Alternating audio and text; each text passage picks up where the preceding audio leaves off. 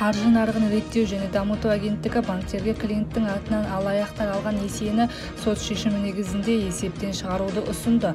Статистика бойынша былтыр және биылғы 9 айда алаяқтардан зардап шеккен азаматтардан 1000-ға жуық шағым түскен.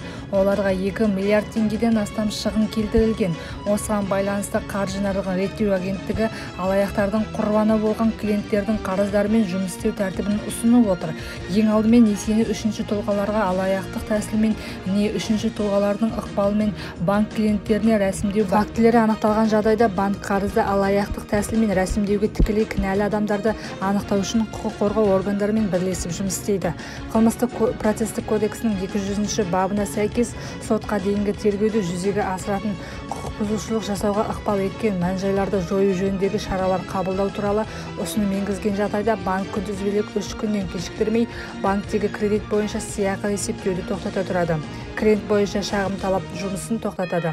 Сондай-ақ клиенттің банктен несие алмағаны расталып, сот шешімі заңды күшіне енген соң банк 3 жұмыс күні ішінде клиенттің банктегі қарызы бойынша берешегін есептен шығару туралы шешім қабылдайды. Клиенттің кредит тарихына түзетулер енгізеді.